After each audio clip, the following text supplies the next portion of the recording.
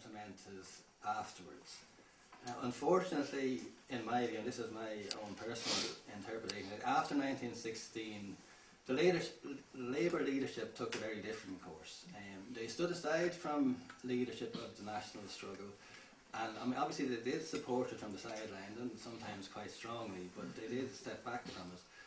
And even outside the national struggle, in their own sphere, the sphere of Labour, where all this activity was taking place, the Labour leadership didn't capitalise on that surge of membership and activism and militancy. On the contrary, they went around the country trying to demobilise the militants and quell occupations and Soviets. So, I mean, what I would argue is this is one of the historic failures of the Labour movement in Ireland, that if it had, you know, as Connolly had given them the right to, and as up until then I think might have been, you know, natural enough, it had, you know, insisted on being centrally involved in that struggle for democracy, sovereignty and independence. That content would have been more central to the revolution and what happened and to the outcomes. But again, like for Republicans and Socialist Republicans, I mean, there's a question alongside that rises, you know, what is our relationship to Labour and to socialism, and you know, why didn't the Republicans bring Labour fully into the struggle? And they're questions I think that should be asked, because they, you know, sometimes Socialist Republicans have an easy assumption that that's just a one-way street and that the fault lies with, you know, Labour for ignoring the national question. But perhaps Republicans too have to be able to address the social questions in a, you know, a deeper and a, you know, more real way. I mean, just as an aside on that, I mean, I think personally, as someone interested in political ideas, republicanism as a body of political ideas about society has its weakness for me. I mean, it's a good theory and I like most of it, but it essentially addresses political freedom. It doesn't address the idea of economic freedom and economic control, and I think that's something that needs to be addressed. So, moving on, I think in Ireland today, and I mean, I argue very strongly that there's no meaningful democracy, sovereignty or independence. That we don't control the society we live in, we don't have any real decision-making power, and that we're subjected to a range of undemocratically imposed interests. Principally, I would argue, international finance capital and the global corporations and monopolies. At the same time, at home in Ireland, I mean, what I would call the junior partners of these global powers, for example, the mainstream political parties, Fine Gael, Fianna Fáil, you can finish the list if you want to, organisations that represent class interests like IBEC and ISME are very happy to implement the policies of global capital and grab their own share of the spoils as well. What we need, workers, people, is real democratic power today, but we must struggle for it in the world as it is now, the conditions and circumstances of Ireland today in 2015. I mean, again, I would say the decision-making power has increasingly been transferred away from institutions in Ireland like Leinster House, you know, to international bodies where actual decision-making power is further away from the people and the citizens, and is creating new obstacles to democracy. The recent economic and financial crises and the response of the elites to it, I think, have showed that the European Union, the European Central Bank and the Eurozone have hollowed out our democracy, and basically they serve the interests of capital and finance. The imposition that I mentioned earlier of austerity and the private bank debt on the people and the workers showed how this system works, you know, against our interests, the interests of workers and the ordinary people. I think it's important just there to remember that, you know, while the crisis illustrates that in a more stark way than it does otherwise, that these processes happen in what you call normal times as well. They're not just confined to times of crisis. So if the EU, the ECB and the Eurozone are obstacles to Irish democracy, they're not the only ones. There's plenty more out there.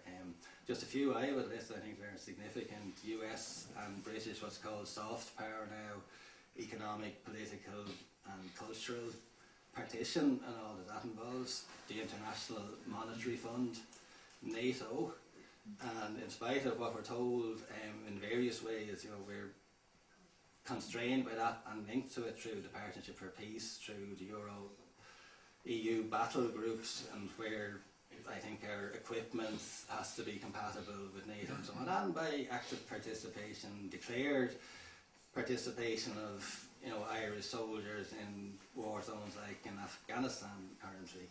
And I'd argue too that people need to look at organisations like the United Nations. I'm not totally against it, but the idea that it isn't also a creature of the great powers and that somehow some democratic control over the great powers will be exercised through it, I think is self-deceiving. And what all these things do, again, just repeat, is prevent the Irish people freely making decisions for themselves about their society and how we run it.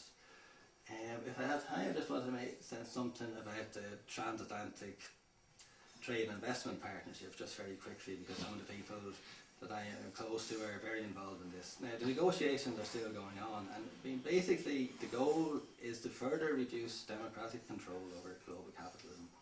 One of the consequences when it's passed, or if it's passed, will be to prioritise the rights, and I say that in inverted commas, of investors and corporations over the rights of citizens and states.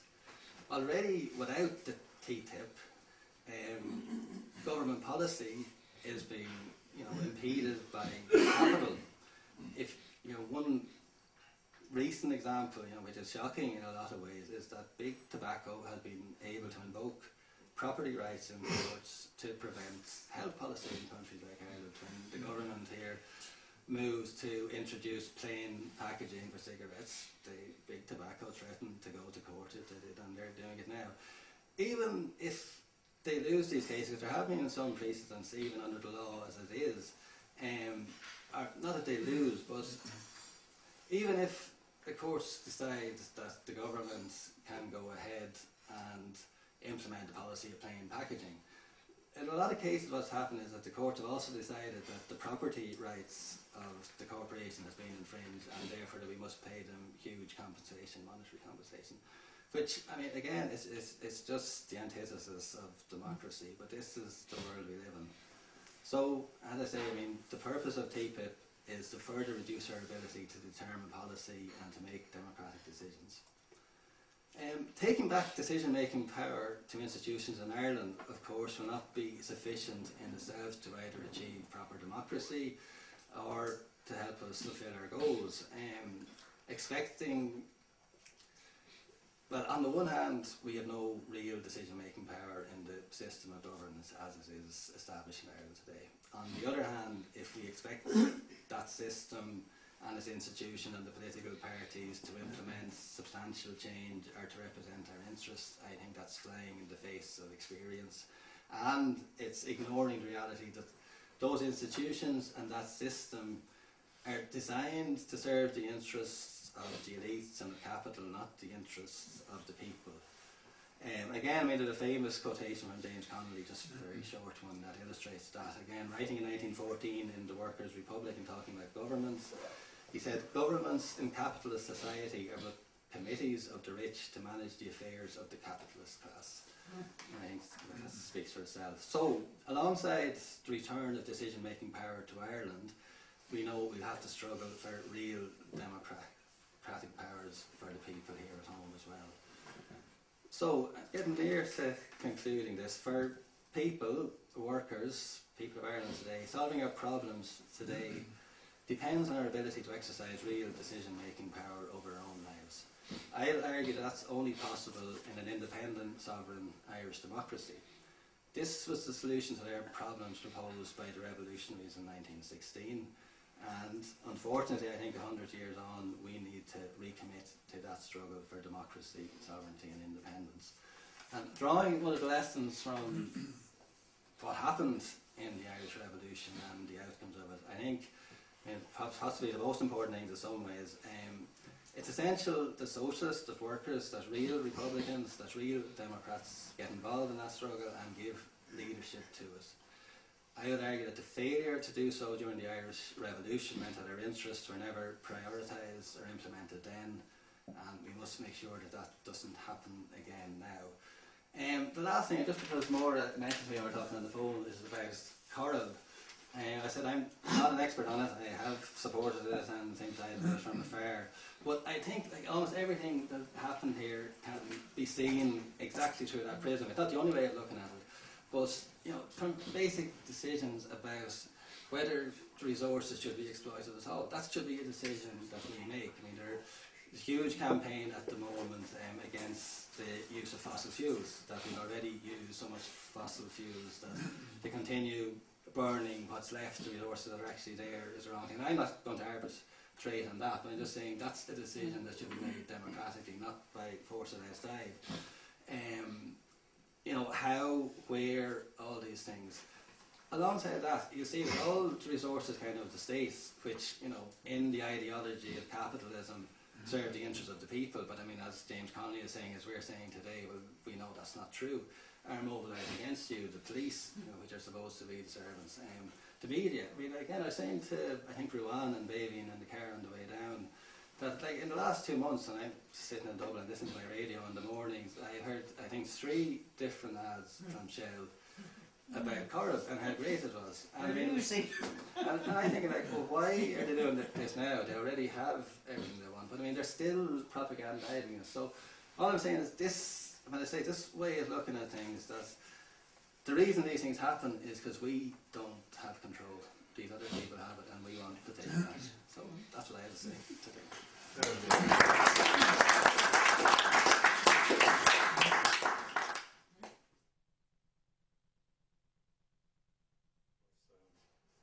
Margaretta, what can we say with the wonderful presentation that you gave us today?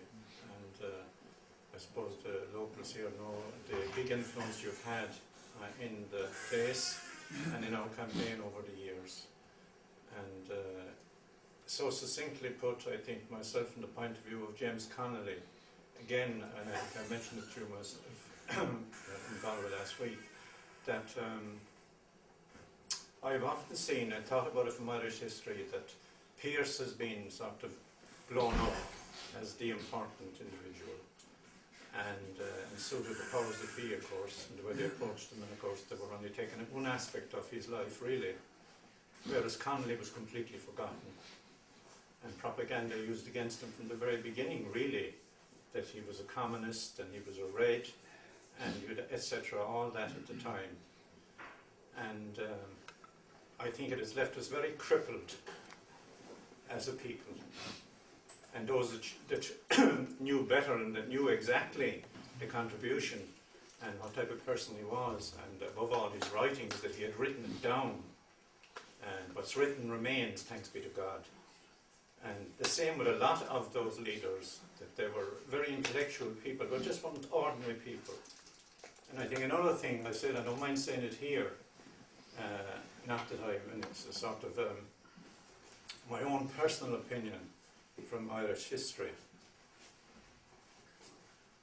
that, okay, the famine was the worst thing that our neighbour did to us. I suppose we can't, in a sense, put that in the first place. But the second one for me was the execution, swift and outrageous, from any kind of civilized society in 1916 of those 16 men.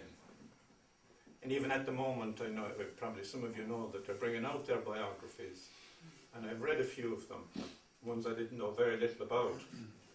And it's extraordinary how talented they were, how important they were to us as a nation at that very time.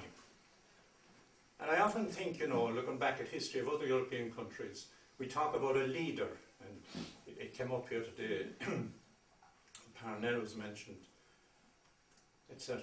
But I think myself, these were a group of people that cared about each other and went out to fight, and they had an ideal.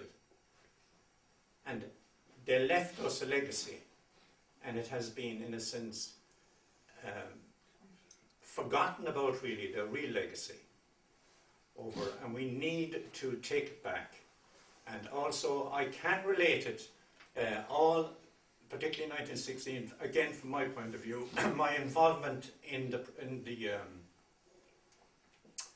campaign here for the last 15 years, really, and it started with Enterprise Oil. That, for me anyway, the inspiration did come from 1916. That also been a school teacher, you know, and that proclamation, believe it or not, was sent to every school in Ireland, and very often it wasn't up in the classrooms or in the, you know, where the children would see it. That is true, like, and people don't realise that. And it, of course, inspired, instance, myself as regards the campaign, that this is our country. People have sacrificed their young lives, particularly in 1916, for it, and we had an obligation to protect it. And as you can see, it is a beautiful, most precious place, and it cannot be made again. The one thing about an environment, when it's destroyed, and that's it, full stop. It cannot be brought back again. As we can see above, where they've started the tunnel, that they're going to grow the bog again. You know, we got this at the oral hearings, and even environmentalists on Shell side, you know, saying that they'll be able to bring back the bog again within a few years. And we know that it took thousands of years for the bog to grow. So I've sort of diverged a bit from it, but anyway, it's been in context. That's my problem when I don't compare it. But the two wonderful speakers here, it's a pleasure for you to come here and honour us with your presence. A long journey, and I hope an enjoyable one. And what you said, like, has been very inspiring in context. And thank you very much. Thank you all.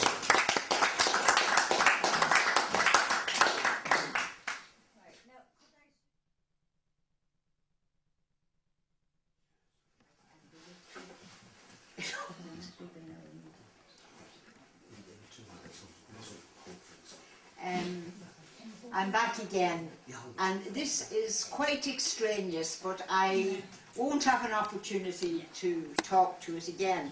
And you know, I feel completely lost now because I've been soaked in history and coming up to the top again, and the top isn't any great shakes to look at. But I do want to pursue this question about, you know, how do we make decisions? How do we become a strength? And I have no answers except to add more coals to the fire. And I just wanted to say that I was very proud of the people down here during this new thing called the Universal Periodic Review. And if you haven't heard of it, don't worry. But it is another mechanism by which Ireland dips into the UN system. The UN was mentioned once, I think, so it's a very remote experience. But indeed, the people from here, and I'm so proud of this because I'm sure it's the only really deeply grassroots community who managed to get there. When you have a lot of complaints to make, and we had a lot of complaints down here, particularly on police and policing, and we managed to write our 5-page with every stop in the right place. It was so exacting, we were awake for nights over it, and then trying to get it to a fax machine that would work and getting an answer back from Geneva. We've got it. Now, what did they do when they got it? They would have probably moulded it into a report on Ireland. It's very recent, 2007, the UN Human Rights Committee, of which Ireland is a member, and I kind of object a lot to this because the Irish government makes its human rights record on the backs of us who work overseas. And you can see it again and again and again. The first human rights unit, where was it? In the Department of Foreign Affairs. And then we kept pointing out to them, but why have you 2 human rights units? One in justice and one in DFA. One was for the PR of Ireland abroad, and we worked it. We got onto the committee without ever doing a stroke in the country on that, but quoting what you people out there have been doing and getting great praise on that. So all I can say about that was from here, Shell to Sea made a submission, the table observers, there were 4 of us, we watched the policing, and AFRI in Dublin and the Rossport Solidarity Camp. No, I don't know whether you meant, but anyway, it never got much further, but it did get on the last sheet of paper, away down at the very end, that this group of people had made a submission. But the rules were so horrendous that we couldn't get there. And I just want to tell you a story about that. The hearing of Ireland was supposed to be on a Tuesday. Evelyn and John from Sligo, who were the table observers, decided, and nobody was paying anybody anything, hands in your own pocket, that they would go to Geneva to have a look. They couldn't be absent on Tuesday because they both had to be at work. But they said, we'll go and we'll look on Monday where our submission and the submissions are going. And Evelyn wouldn't have been driving very long at that time. And glory be to God, they left Sligo at about 2 o'clock in the morning to get to the airport in Dublin, and in Kinnegad she went off the road completely. And the car was destroyed. Now they didn't tell us that for months, that had been one. They then couldn't use the ticket until the next day, got the car pulled out, got the insurers in it, and then got on a bus, went off to Dublin Airport and went across. I just couldn't believe in the dedication of that they still went, they had a look around, they came back the same day or the next morning and went back to work. So there was that fierce commitment. So I'm very proud of the 3 groups. So I'm more proud what happened afterwards. There was a young woman who knew something about the Shell to Sea campaign, and wasn't she working as an intern in the Human Rights Committee offices in Geneva? And she heard a special rapporteur, who's a very special person, was coming to Ireland. And by hook or by crook, she got Shell to Sea on as the first name on the list of people to interview when she came to Dublin. Now, a special rapporteur in the UN system is very high up. It's far better than the little name stuck at the end of the sheet of paper. And I remember on the morning, Shell to Sea arrived. You left here about 4 o'clock. They arrived into Dublin at 8:30. Maura and I slept in Lynham's in O'Connell Street, and I think the bed collapsed that night. And then we went up to Flack, and I was so delighted. We were in the free legal aid services, and we sat around the table with the people from the UN and told the story. It was so wonderful, that, because here you were getting a chance to make your voices known there. And indeed, after that, she wrote a very severe reprimand to Ireland's human rights record, particularly in the area of policing and police. But do you think the media carries it? So you see, we have many enemies. There was maybe a 1/4 of an inch somewhere, but it had been a wonderful achievement. Well, believe it or not now, every 4 years Ireland has to appear before this UN Human Rights Committee, and it will be appearing again next April. And that's really why I want to talk, because as it's going on now during the next months, you'll know what it's about, and you'll know that once upon a time you participated in that. Well, now Leitrim, oh, he is gone. No. I worked with them on a submission a few months ago. I'm not sure they got it in time. If they missed, because if you missed by an hour, that was it. But anyway, we took the submission. I took the submission to the Irish Council of Civil Liberties. And there I discovered fierce anomalies in the human rights system. The Irish Council of Civil Liberties, human rights organisation, wouldn't listen to us when we went about our policing and protest. No. But now here they were, leading a coalition of 17 human rights groups in Ireland, and they were having consultations. So I went off with myself and my Love Leitrim submission.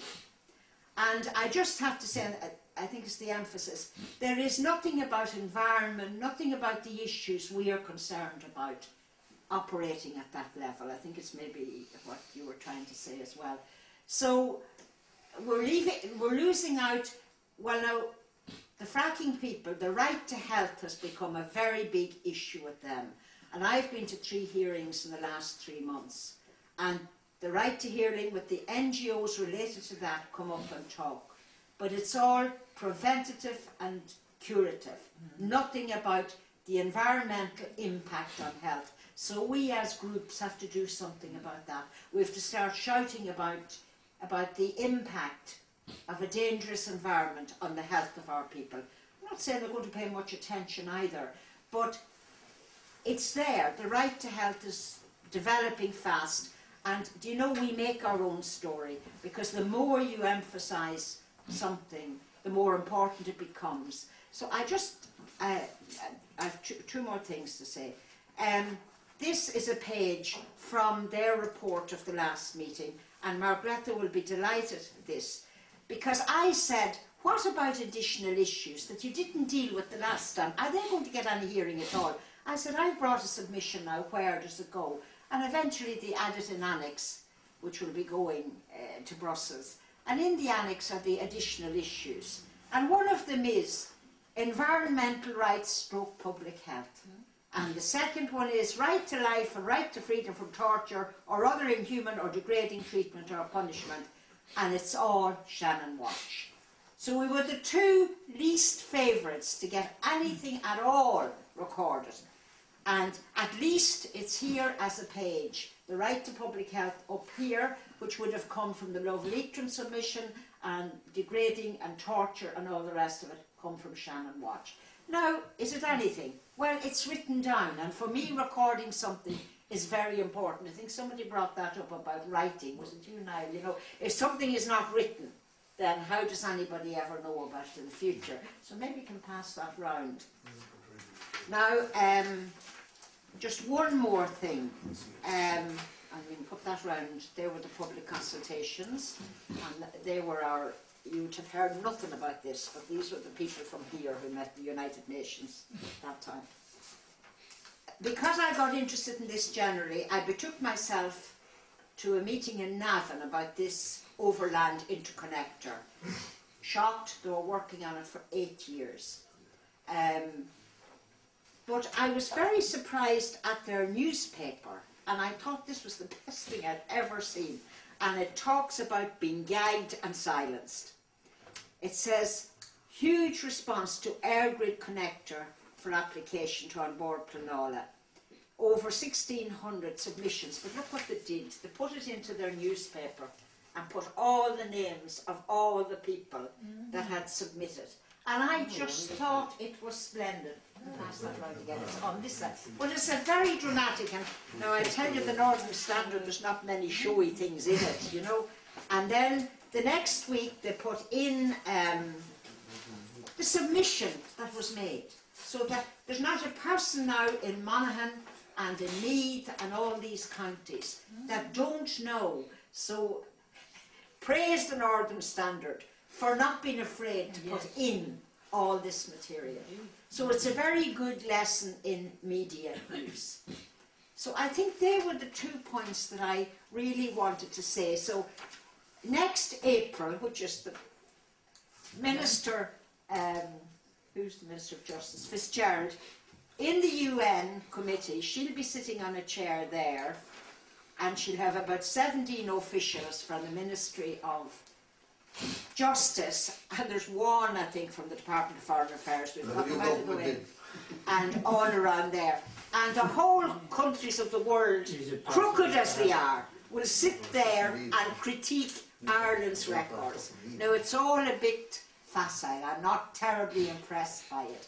But at the same time, if I have to criticise Ireland, I am bound to be thinking something myself, so it's not without. So in that 20, when we were on, we turned on our UN internet facility, and we sat and watched live Ireland before the Universal Periodic Review. So it's a very good exercise of political understanding, that's what I would put it, that you can actually see the report live. I couldn't believe it, you know, that we were there on the day with everybody that was there. Our only problem is the media. They just ignore the whole thing. And I wouldn't give you an awful lot for it, but it's one more instrument, one more tool. Yes. Okay, so thank you very much. That's me. Addenda.